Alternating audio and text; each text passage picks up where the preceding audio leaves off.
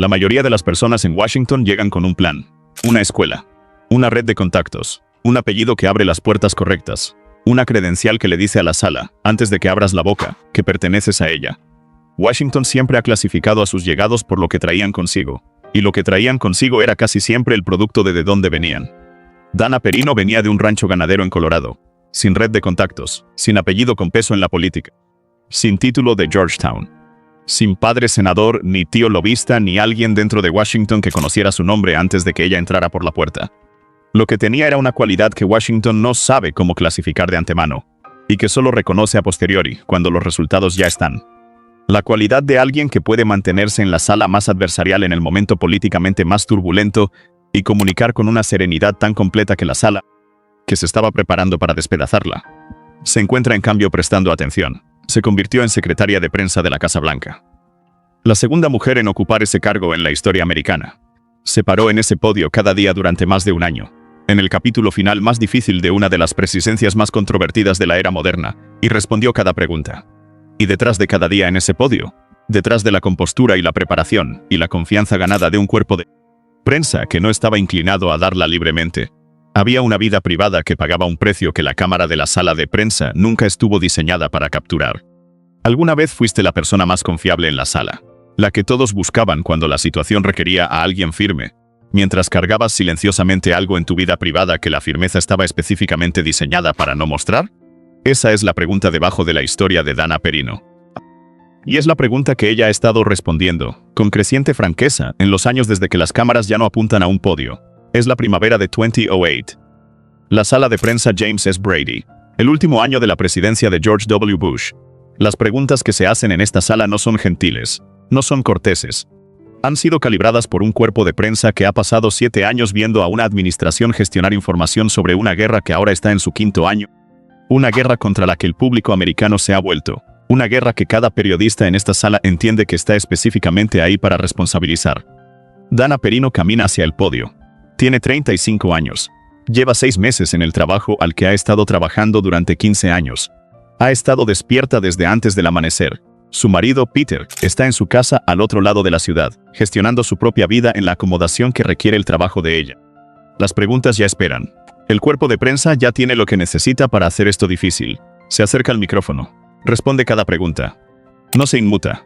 No elude con el tipo de maniobra verbal que hace que las respuestas de un secretario de prensa se sientan como algo distinto a respuestas.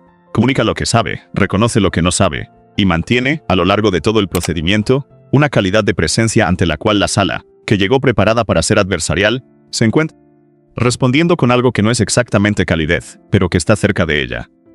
El cuerpo de prensa la respeta. No están de acuerdo con ella. No siempre la creen completamente, pero la respetan. Y lo que no saben, lo que no podían saber desde el otro lado de la sala de prensa, es lo que esta primavera específica le está costando a la mujer detrás del podio en la parte de su vida, a la que las cámaras nunca han podido llegar. Esta historia no comienza en el podio. Comienza en el desierto alto de Colorado, en un mundo tan diferente de la sala de prensa de la Casa Blanca, que la distancia entre ambos parece, en retrospectiva, algo que debería haber sido imposible de cruzar. Retrocede lo suficiente desde la sala de prensa y el escritorio de presentadora de Fox News, y los libros y las 2 décadas de presencia mediática pública que la han convertido en una de las comunicadoras más reconocidas de la vida pública americana, y encontrarás el comienzo real. No la narrativa pulida del talento natural, que siempre iba a encontrar su camino hacia arriba. El comienzo que realmente ocurrió, con la combinación específica de dones genuinos y obstáculos reales y la elección diaria, tomada en ausencia de evidencia de que estaba funcionando, de seguir adelante. Dana Marie Perino nació el 9 de mayo de 1972, en Evanston, Wyoming, y creció en Parker, Colorado. Una pequeña ciudad al sureste de Denver, en las estribaciones del Front Range, en la cultura particular del oeste americano rural, que los medios costeros siempre han tenido dificultad para entender desde afuera. La cultura de personas que se levantan antes del amanecer porque hay animales que atender, que reparan su propio equipo porque el taller de reparaciones está a 40 millas, que entienden que la brecha entre lo que necesitas y lo que tienes se cierra con trabajo e ingenio en lugar de llamando a alguien. Su abuelo, Leo Perino, era ganadero. Su familia no era rica de la manera en que son ricas las familias de Washington. Eran el tipo específico de cómodos que viene de trabajar la tierra que respetas y que te respeta de la manera particular del oeste americano, no lavisamente, sino con fiabilidad.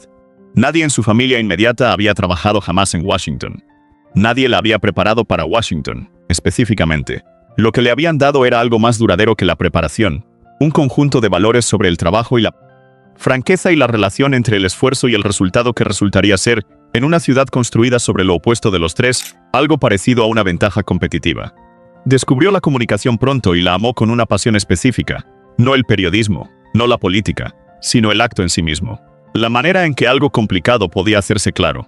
La manera en que una sala llena de personas que no prestaban atención podía ser traída a la atención. La manera en que el lenguaje, desplegado con precisión e intención genuina, podía cambiar la temperatura de una situación que parecía más allá de cualquier cambio.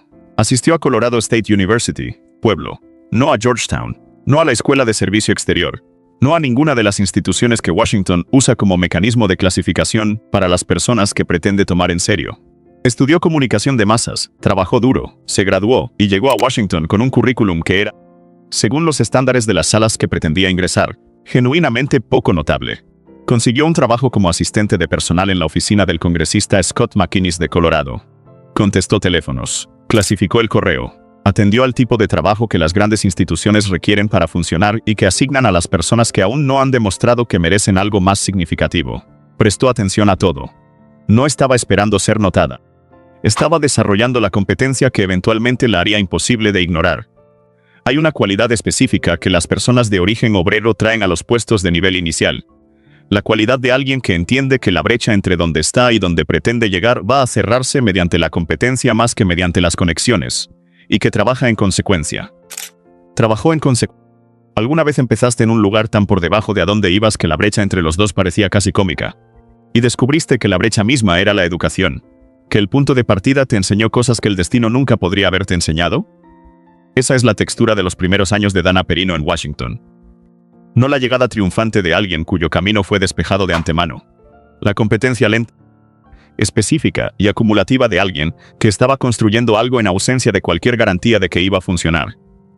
El camino de asistente de personal del Congreso al podio de la Casa Blanca tomó 15 años y requirió la habilidad específica de una persona que entiende que las carreras en las instituciones se construyen a través de la acumulación de confianza, más que a través del anuncio de la ambición.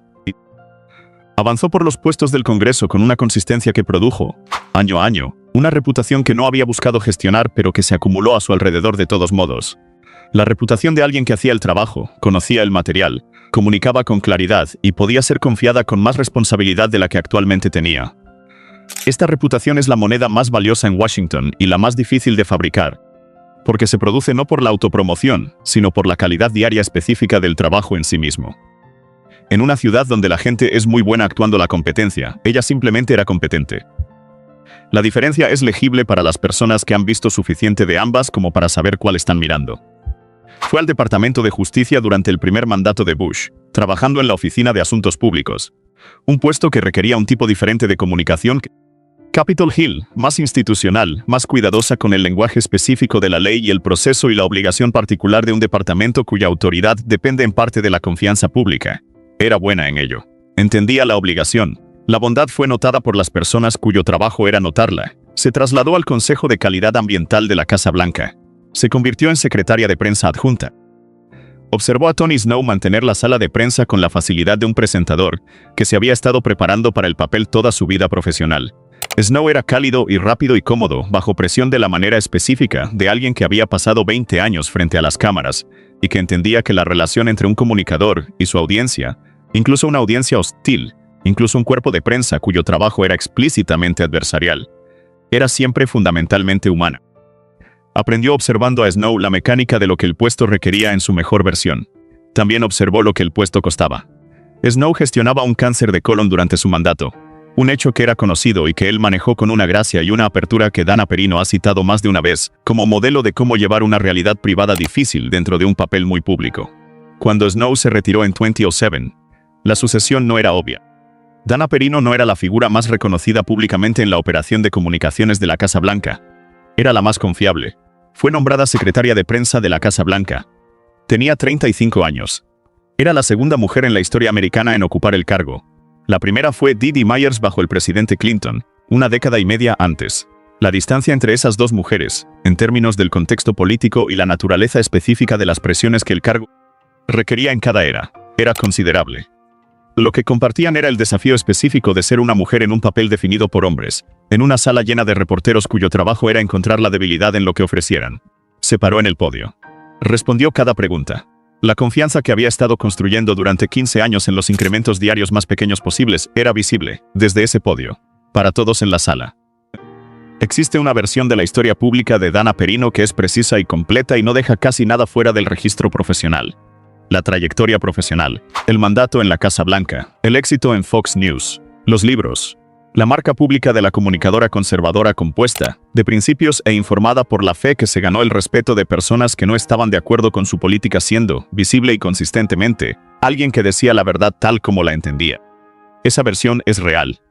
La versión debajo de ella trata sobre un matrimonio que estaba sobreviviendo los años de la Casa Blanca a un costo que los años de la Casa Blanca estaban diseñados para no revelar. Se casó con Peter McMahon en 1998. Era un empresario británico, mayor que ella, un hombre cuya propia vida profesional tenía sus propias demandas y cuya paciencia con las demandas específicas de una carrera en Washington, las horas, los viajes, la indisponibilidad emocional de una esposa cuyo ancho de banda completo ha sido consumido por los requisitos diarios de hablar por la presidencia. Era genuina pero no infinita. Ha sido directa sobre esto. A través de libros y entrevistas y la creciente franqueza de su vida pública posterior a la Casa Blanca, ha dicho claramente que el matrimonio fue puesto a prueba por los años en Washington.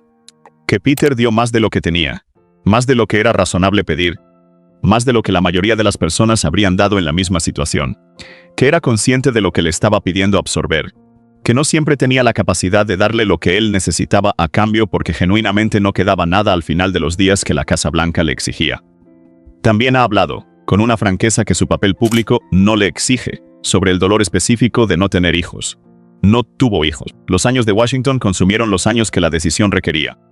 No a través de una sola elección o un solo momento de claridad, sino a través de la acumulación de una carrera que siempre estaba en una coyuntura crítica. Siempre en una etapa donde dar un paso atrás se sentía imposible, siempre produciendo una razón más por la que este no era el momento adecuado.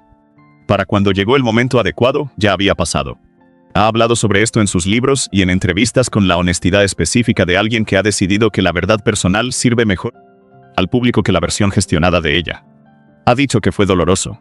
Ha dicho que es un costo que todavía carga. No lo ha enmarcado como un error o un arrepentimiento. La carrera fue la carrera y la eligió con plena agencia, pero ha sido honesta sobre el peso del cargar. ¿Alguna vez tomaste una serie de decisiones que eran cada una, individualmente, razonables, que cada una tenía sentido en el contexto en que fue tomada, y descubriste, solo cuando la serie estaba completa y el patrón era visible, que lo que habías estado eligiendo no era simplemente una carrera, sino un conjunto particular de costos que ninguna elección en la serie se había anunciado a sí misma como imponiendo?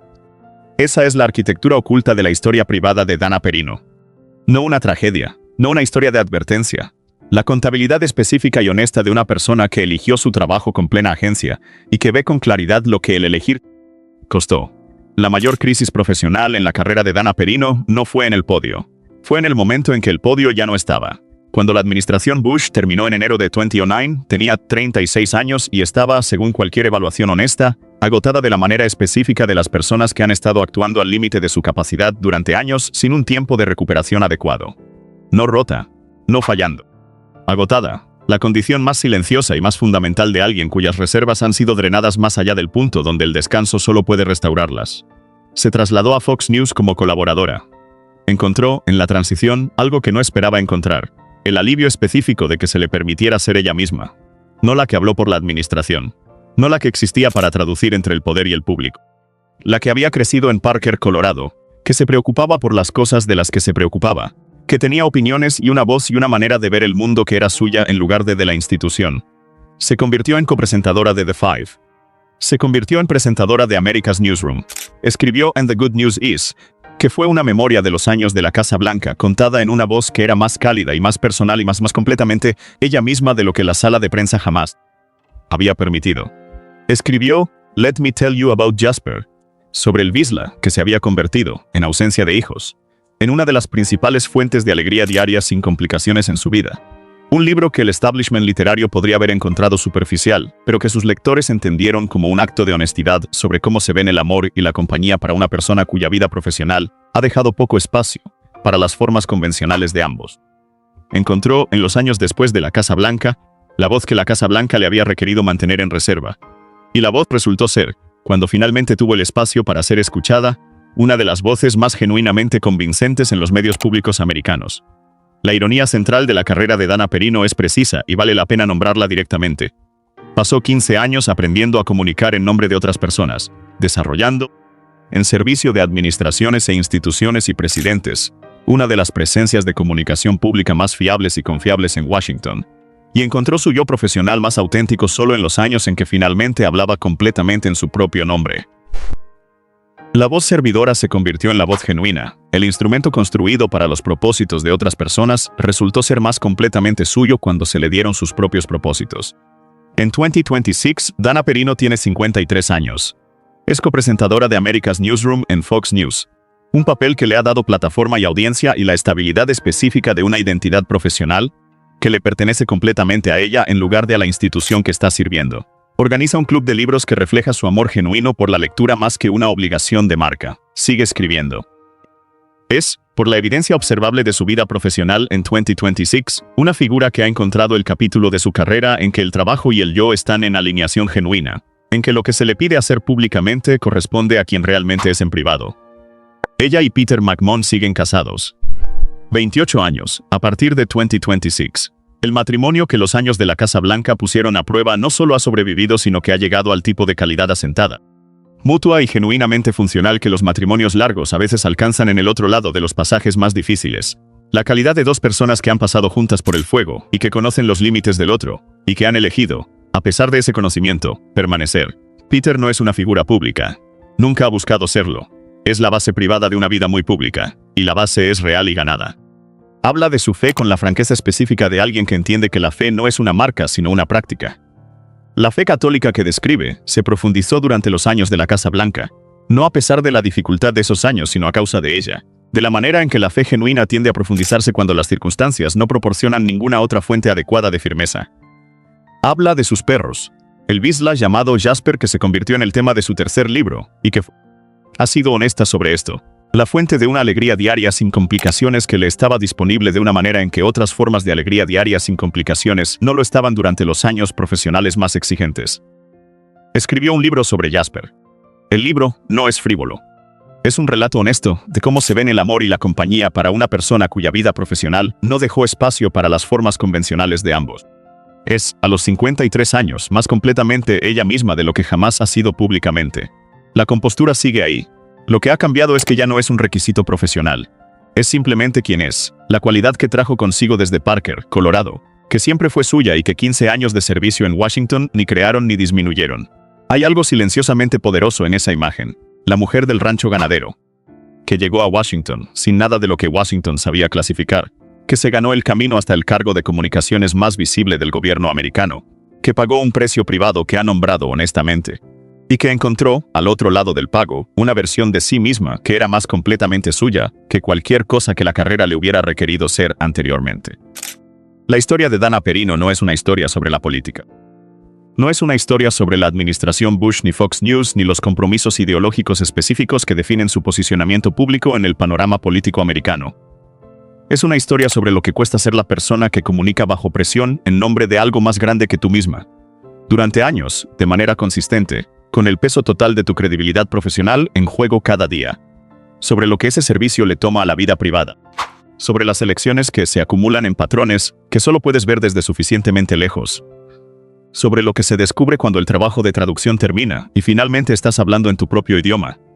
Es también una historia sobre la nieta del ganadero de Colorado que llegó a Washington sin un plan que Washington pudiera reconocer, y que construyó algo de todos modos, desde abajo hacia arriba, un día de trabajo honesto a la vez.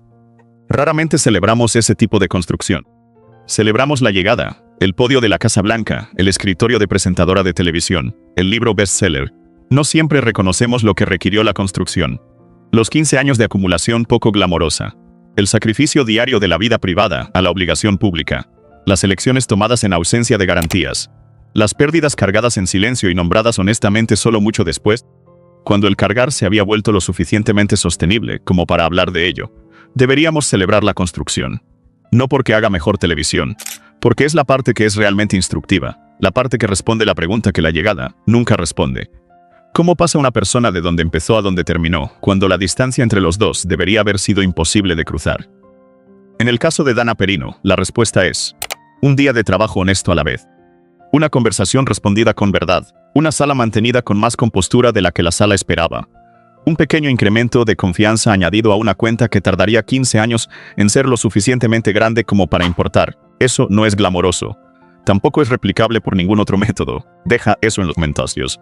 Porque eso no es una pregunta sobre Washington, ni cable news, ni ruedas de prensa de la Casa Blanca. Es sobre el trabajo diario de convertirte en la persona que pretendes ser. Si esta historia movió algo en ti, deja un me gusta.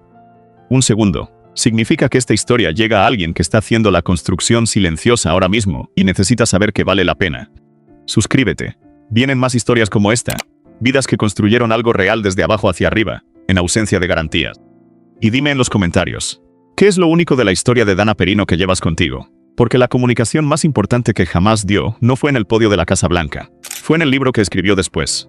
En su propia voz. Sobre su propia vida. Finalmente, volveremos.